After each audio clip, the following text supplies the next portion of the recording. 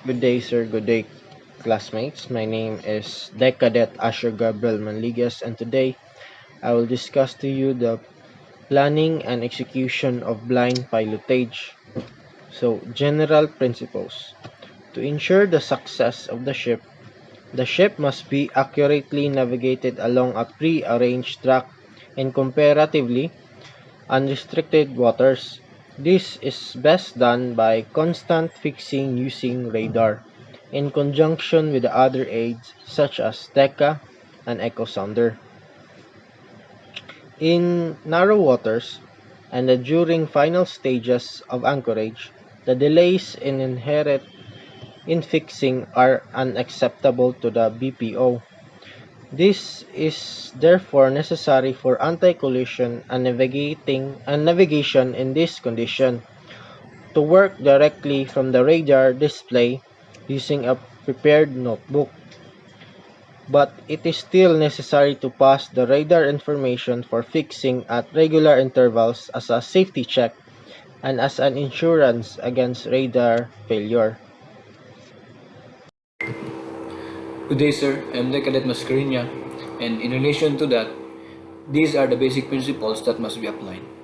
First, the navigating officer should be the one to navigate or pilot the ship. Then, the captain should have an easy access to the blind pilotage position and as well as the navigating officer. Then, the ship should beacon from the compass platform. And this is done so because it is only on the bridge that the feel of the ship can be retained. Then, the captain, the blind safety officer, the OOW or the officer of the watch, and the officer in charge of the anti-collision plot should all be carefully briefed before the passage by the navigating officer. This is so that they are all entirely familiar with the visual or blind plan that the navigating officer has prepared.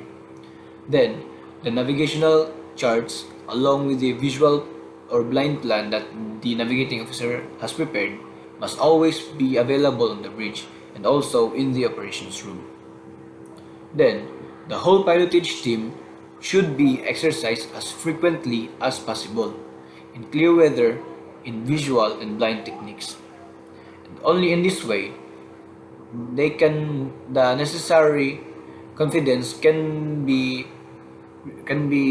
retained in the system which will build up that allows the run of some complexity to be conducted safely in blind conditions. Then, the blind safety officer should be close up on all occasions of entering and leaving harbor and passages through narrow waters when special sea duty men are closed up. The blind pilotage team too should be regarded as part of special sea duty men.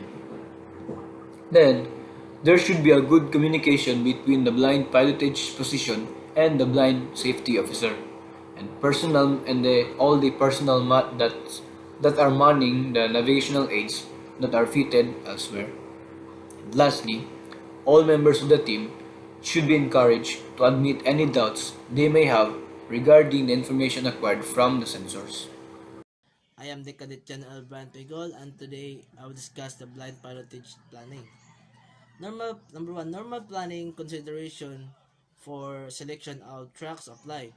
Blind and visual tracks should be the same to enable the transition from visual to blind or vice versa to be made at any time, and also to allow one plan to be used to cross-check the other.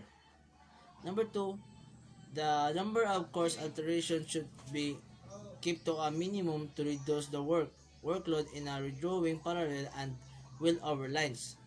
Number 3, always try to have two parallel index lines where possible, one on each side of the track.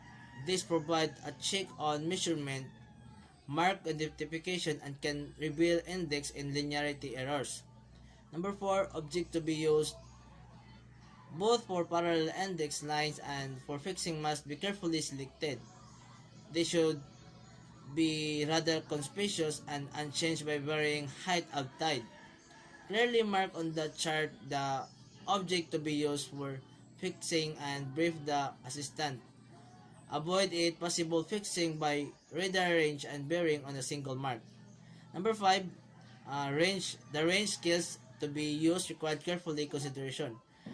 Accuracy is greater at shorter ranges, but mark to pass more quickly than at distance, requiring more lines to be drawn. When operating on short-range skills, it is essential that the BPO frequently switches to longer range to keep our developing situation. Changes of range skills and parallel index mark should be pre-planned and marked in the notebook. The stage at which charge will be changed must also be carefully considered. Number 6, tidal stream and current should be worked out and noted for calculation of courses to steer and for calculation of EP. This should be displayed on the chart and recorded in the notebook. Number 7, expected soundings or allowing for height of tide and calibration of echo sander should be noted for each leg. The being uh, possibility of being early or late should be borne in mind. All hazard along the track and should be boxed in by clearing range and signals, fans and signals. The number 9, details of all lights and fog signals should be taken from the Admiralty list of lights or chart and enter in the notebook. Number 10, the chart should be drawn up right using standard symbol. Uh, Rather conspicuous objects such as buoys should be highlighted to enable the BPO to have a clear mental pictures of what to he expected to see on the display. That's all and thank you. Good day, sir. I'm Dikadit Palwan. So, I'm here to continue the report of Mr. Pingol. So, number 11. The notebook should contain the full plan, neatly and legibly recorded in chronological order. Sketches of both chart and radar display on figure 23 can be of great assistance to the BPO in evaluating the pictures. A suitable notebook layout supplementing figure 23 is shown in figure 24 as a guide to blind pilotage planning. Number 12.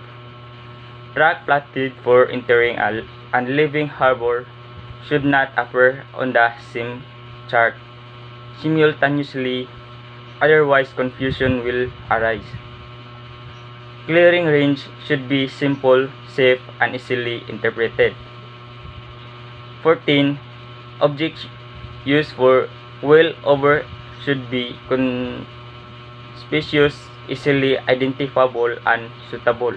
Located adjacent to the track, blind pilotage execution. So, first, carry out a time check to synchronize clock and watches. Second, on the radar display, keep one set of parallel index lines drawn up ahead of those in use. Any more will clutter the display excessively. Rub out lines as soon as they are finished with. Third, identify constant early by range and bearing from chart object. An accurate EP is a most useful aid in identification. Fourth, fix a frequent interval and immediately after a change of course. DR and EP ahead. A suitable fixing procedure is BPO assistant standby fix in 1 minute. BPO Euroger using point E, B, C. BPO assistant write this in notebook. BPO mark the point of on face of the display. BPO assistant note the time. BPO then range of the mark drawn in display and passes this to BPO assistant. Good day, sir. I'm the Cadet Corin. So to continue the report, ship's speed One of the factors affecting the choice of ship's speed will be the rate at which the BPO and his assistant are capable of dealing with the radar information. Commentary and conning advice. Maintain a steady, unhurried and precise flow of information to the command, which as follows: distance of track, on track, course to maintain or regain, distance and time to next wheel over, new course, present or new course clear of shipping, adjacent marks or hazards, expected lights and sound signals, expected depth and echo sounding, minimum depths. When fixing and result of fixing, EP to next alteration, maneuvering limits, and lastly, if in any doubt, say so, and if necessary, stop the ship. It must be appreciated that whatever the technique employed, a drift offline is likely to be detected less readily by radar than by visual methods. It is vital to pay attention to the echo sounder and the least depth expected. The nearest land is usually the bottom. Blind pilotage exercise. To improve the reality of BP exercise in clear weather, the following points should not be forgotten, which are: first, safe speed should be maintained. Second is fixes should be recorded and plotted at the same frequency as for actual blind pilotage. And lastly is a full debrief should take place on completion of the practice. Then, for the blind anchorages, a blind anchorage should be planned in the same way as a visual anchorage, but it must always be remembered to allow stem to radar instead of stem to standard when plotting the let go position. And if you can see as shown in the figure 25, parallel index lines should be used to guide the ship to the anchorage position, and she must stay boxed in by clearing ranges. Distances to run can be obtained by using a headed range on a suitable object ahead, or by measuring the progress of a radar conspicuous object along a parallel index line. And then, full details must then be shown on the chart and in the notebook, and distances to run must be marked on the face of the display.